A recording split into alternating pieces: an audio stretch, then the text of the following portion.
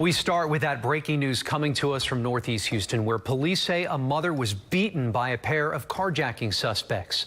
Good morning, and thank you for joining us. I'm Andy Sirota. And I'm Sophia Ojeda. The alleged attack and carjacking happened at a home on Breland and Sandra Street last night.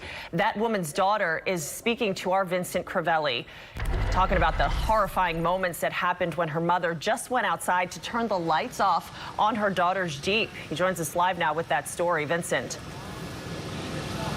Sophia, Andy, good morning. Two men attacked, savagely beat this single mother of 6 in this driveway. I spoke with her daughter, who called police.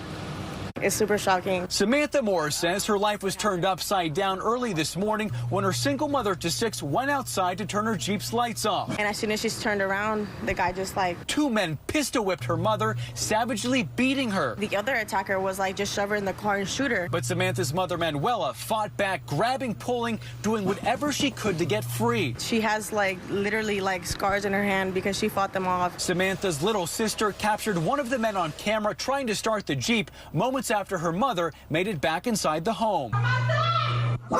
She was hysterical. She was like, call 911. So I just called 911. Samantha called police and used an app on her phone to track her Jeep. So that's literally them driving away from my house. She gave officers turn-by-turn directions until the suspects crashed into a tree 10 miles away. Max speed, they went 109. After setting up a perimeter, authorities captured the suspects. Horace Harris was out on bail for murder. Police say Marquise Davis is a known burglar. Meanwhile, Samantha's mother is still in the hospital. I mean, she was doing pretty bad right now, so hopefully it's nothing serious and we can actually, get past this. She says doctors are x-raying her mother's head and lower back, and her hand is being disinfected because one of the bad guys bit her. Mom's still alive, and like I said, mother of 6, we need her.